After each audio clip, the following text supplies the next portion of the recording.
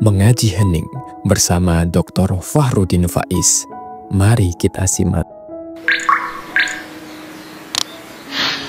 Sekarang mari kita belajar tentang kebahagiaan.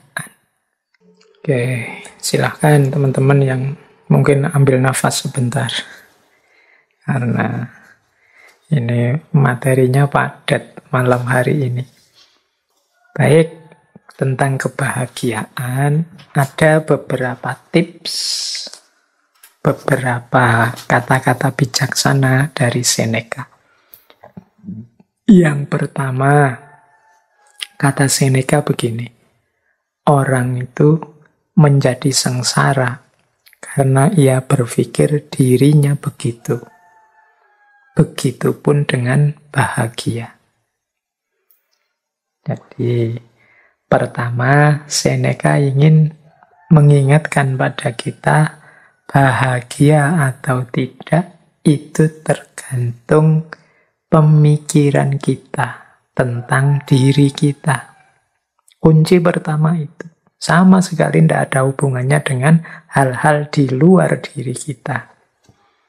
Kuncinya tentang anggapan kita, pikiran kita terhadap diri kita. Sepahit apapun situasi, separah apapun kondisi, kalau kita menganggap, aku masih bahagia kok, aku masih bersyukur dengan situasi seperti ini, aku ini masih tergolong orang yang beruntung, jadi aku harus tetap bersyukur dan bahagia. Itu ya kita bahagia. Meskipun situasinya sebenarnya tidak terlalu sedih, tidak terlalu mengenaskan, meskipun hanya kesulitan kecil saja dalam hidup, tapi kalau kita merasa, hidupku ini malang sekali, hidupku ini menyedihkan sekali, salahku apa kok Allah mengujiku seperti ini, ya jadilah kita orang yang tidak bahagia. Meskipun mungkin sebenarnya ujiannya hanya kecil saja. Sebaliknya, orang yang ujiannya sangat berat, tapi menganggap, aku masih bahagia. Masih banyak orang yang lebih malang dari aku, lebih sedih nasibnya dari aku. Aku masih tetap harus bersyukur pada Allah. Itu pun dia masih orang yang bahagia. Jadi bahagia atau tidak itu tergantung anggapan kita, pikiran kita tentang diri kita. Tidak tergantung pada hal-hal di luar diri kita. Apapun situasinya. Jadi, bagi teman-teman yang ingin bahagia, ayo dimulai sekarang. Tidak usah nunggu nanti, tidak usah pakai disarati macam-macam. Saya akan bahagia Pak kalau lulus, saya akan bahagia Pak. Bahagia sekarang tidak nunggu lulus juga bisa kok. Alhamdulillah, skripsiku sudah memasuki tahap akhir. Meskipun prosesnya lama, masih banyak teman-teman yang tidak selesai-selesai, bahkan proposal saja belum. Yang belum proposal, alhamdulillah aku sudah mulai nggarap proposal sebentar lagi. Banyak teman-teman yang sampai kena DO, tidak sempat nggarap skripsi.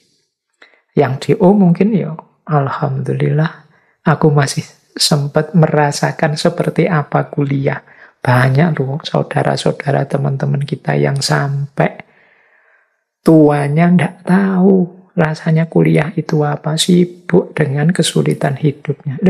Ada sangat banyak alasan untuk kita bahagia, sebagaimana juga ada sangat banyak alasan kalau kita tidak mau bahagia. Tergantung kita milih yang mana. Jadi pandemi ini kita sikapi seperti apa, membahagiakan atau menyengsarakan, masih dalam batas kita harus bersyukur ataukah sama sekali harus kita ratapi. Itu semuanya tergantung kita. Jadi tidak ada hubungannya dengan yang di luar diri kita. Maka yuk mari kita tata cara berpikir kita. Biar kita hidup secara bahagia. Kemudian ada rumus yang kedua, kata Seneca begini, kehidupan yang bahagia adalah yang sesuai dengan sifat alaminya.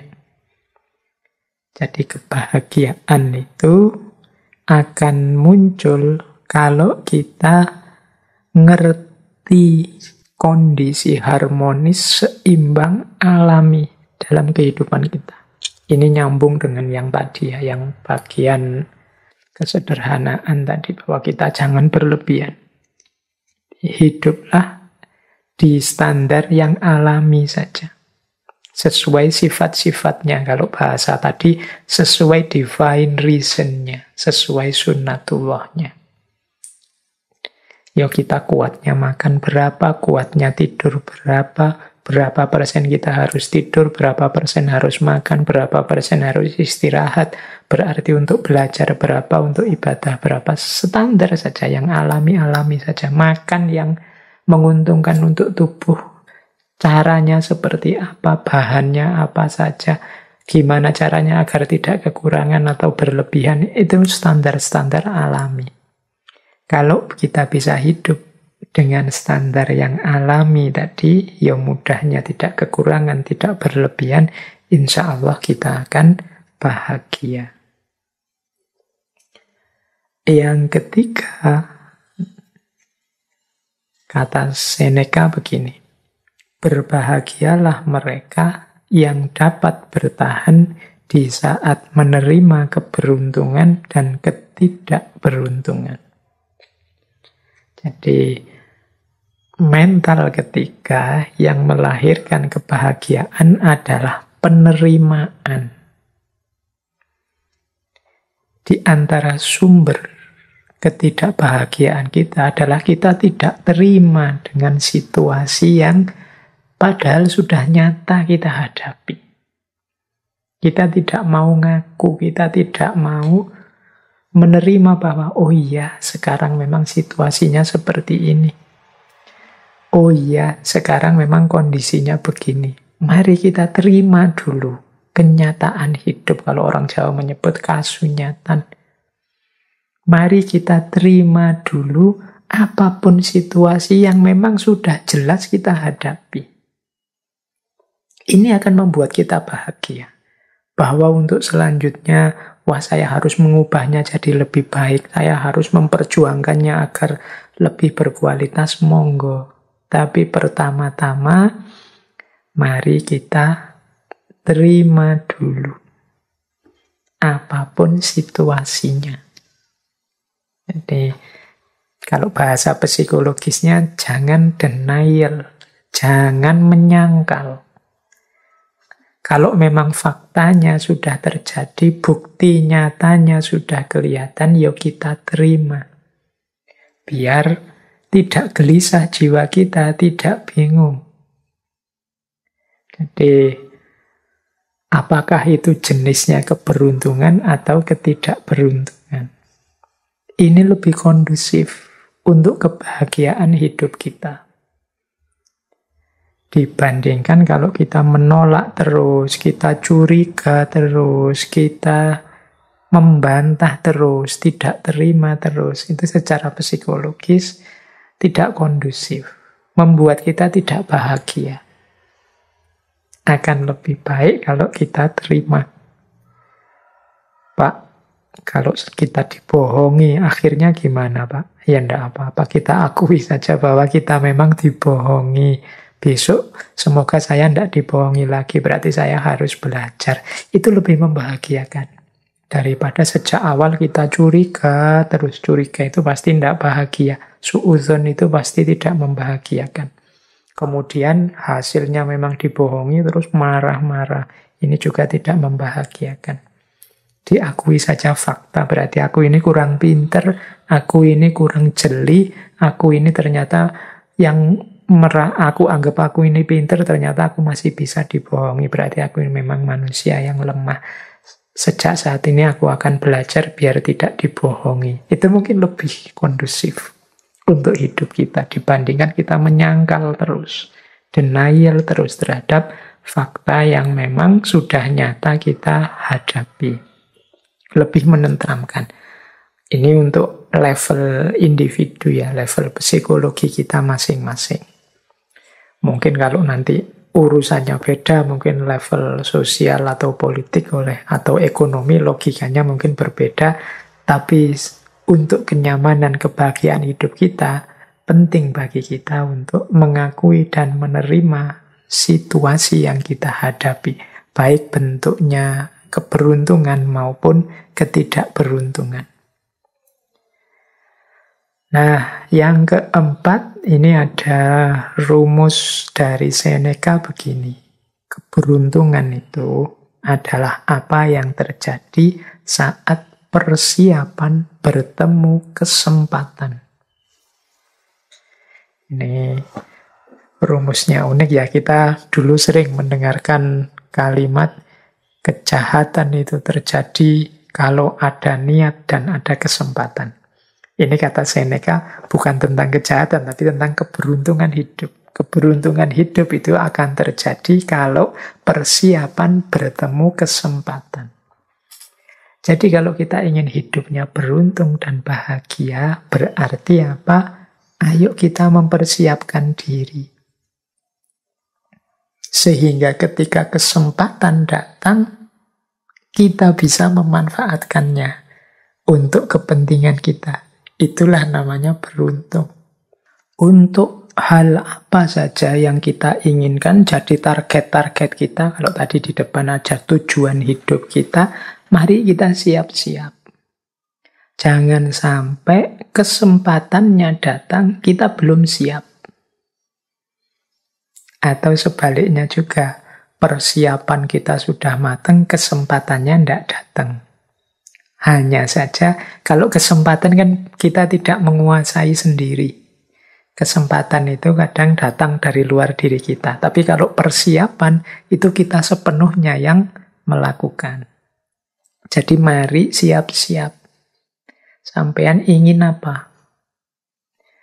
Misalnya, saya nanti ingin jadi orang yang di masyarakat itu dihargai, kemudian mungkin disuruh ceramah, disuruh sambutan, bisa kalau tiba-tiba disuruh memberi tausiah, wah, itu besok, bayanganku begitu aku. Nah, berarti harus sejak sekarang latihan ngomong, latihan pidato, latihan ceramah, itu persiapan.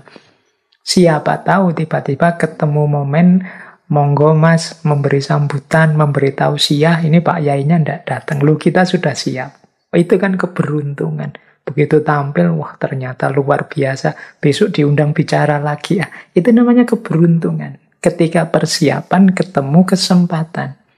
Tapi kalau kita tidak siap sama sekali dan memang tidak menyiapkan diri, ya kesempatannya datang, dia akan lewat sia-sia. Monggo mas, tausiah. Aduh mohon maaf, saya tidak mampu, saya tidak pernah, saya tidak bisa. Ya sudah, kesempatannya lewat. Itu contoh sederhana. Dalam hal apapun juga begitu. Ketika teman-teman ingin meraih sesuatu, persiapkanlah diri sebaik-baiknya sehingga ketika sesuatu itu hadir, kita sudah siap menyambutnya. Itulah kuncinya hidup bahagia. Jadi beruntunglah kita yang ketika kesempatan datang kita sudah siap. Ini diantara rumusnya kebahagiaan. Berarti sehubungan dengan target-target hidup kita, keinginan-keinginan kita, kita harus mempersiapkan diri untuk menghadapinya, mengelolanya begitu kesempatannya datang. Karena keberuntungan itu terjadi ketika persiapan bertemu kesempatan. Jadi ada 4 rumusnya kebahagiaan.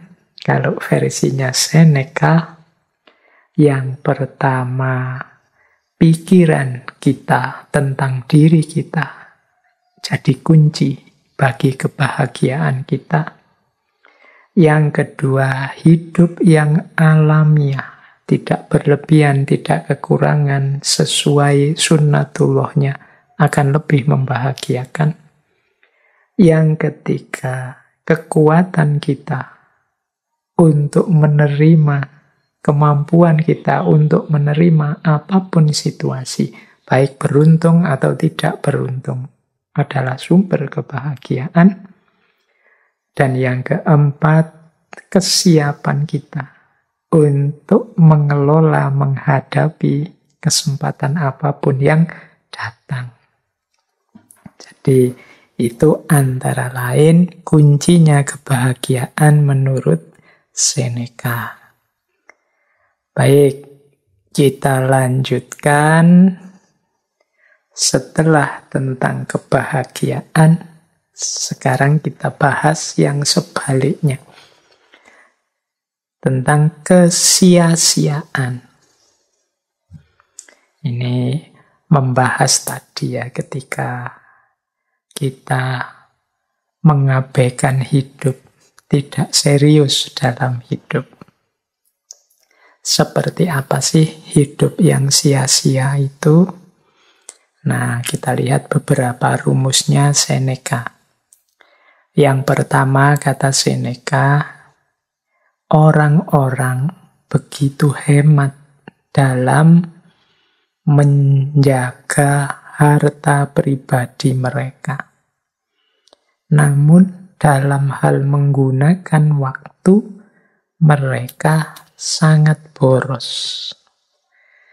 Nah, ini berarti tentang pemanfaatan waktu. Hidup yang sia-sia itu berarti waktu berlalu dan kita tidak menghasilkan apa-apa, tidak membuahkan apa-apa, tidak melakukan kemanfaatan baik untuk diri kita, apalagi untuk sesama.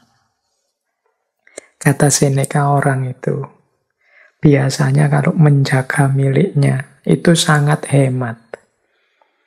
Kayak kita punya uang, kita punya harta benda, itu kan kita jaga benar-benar. Kalau tidak ada perlunya, ya tidak kita belanjakan. Tapi dalam hal menggunakan waktu, kita itu boros. Kita tidak hemat. Tidak hemat maksudnya tidak eman-eman. Kita hidup 24 jam, 7 hari. Dalam seminggu 30 hari dalam 1 bulan. 12 bulan dalam 1 tahun. Ini kita tidak pernah menghitung kemanfaatan apa yang bisa aku berikan. Aku gunakan untuk apa detik demi detik waktu yang berlalu ini. Jadi kita itu boros waktu. Ini boleh jadi pedoman pelajaran pada teman-teman mahasiswa yang tidak lulus-lulus, mungkin teman-teman jomblo yang tidak nikah-nikah, mungkin teman-teman muda yang lama asik nganggur, mungkin juga pada siapa saja yang waktunya banyak terbuang sia-sia, tidak produktif. Ini Seneca mengingatkan kita, ngapain saja kita dengan waktu yang kita miliki, sehingga target-target besar hidup, baik jangka pendek, jangka menengah, maupun jangka panjang, kok tidak selesai-selesai. Waktu kita hamburkan tidak secara bermanfaat. Beda dengan harta tadi. Orang itu kan biasanya kalau punya uang, punya harta itu kan begitu hemat, begitu perhitungan. Setiap keping uang yang keluar itu kita menginginkan timbal balik yang setara dengan yang keluar itu. Tapi kalau dalam hal waktu, kita tidak pernah menghitung sampai ke sana. Pokoknya waktu lewat, ya lewat saja. Sampai kita kaget-kaget sendiri. Wah, sudah hampir 2 tahun ini pandemi. Wah, ternyata sudah ganti bulannya. Wah, ternyata sekarang sudah 2021, tidak terasa ya. Seperti kemarin saja baru apa. Kita kan sering menggunakan kalimat-kalimat ini. Ini mungkin indikasi betapa kita tidak hemat dalam menggunakan waktu. Kita terlena, ditelan oleh waktu. Ya biasanya aktivitas-aktivitas kita banyak tersita untuk hal-hal yang tidak produktif. Hal-hal yang tidak manfaat, tidak maslahat. Sehingga kita kaget dengan berlalunya waktu. Jadi ini ciri kesia-siaan yang pertama. Waktu berlalu dan kita tidak melakukan apapun yang memberi kemanfaatan, baik untuk diri kita, apalagi untuk sesama di luar diri kita. Kalau para ulama zaman dulu kan bahkan waktu lewat dan tidak mendapat ilmu apapun, tidak melakukan kemanfaatan apapun, itu dianggap sebagai kecelakaan. Dalam arti merasa diri sebagai orang yang celaka. Nah, berarti apa? Mari kita hati-hati di antara bentuk rasa syukur kita terhadap kesempatan yang diberikan oleh Allah, terhadap waktu yang masih dianugerahkan oleh Allah pada kita adalah memanfaatkannya sebaik mungkin, sehemat mungkin, sehingga melahirkan kemanfaatan-kemanfaatan yang jauh lebih besar, baik untuk diri kita maupun untuk sesama. Kalau tidak, berarti waktu lewat sia-sia. Terima kasih sudah menyimak. Semoga channel Mengaji Hening bersama Dr. Fahrudin Faiz selalu bisa memberikan ilmu, motivasi, dan kebermanfaatan. Salam sehat dan bahagia.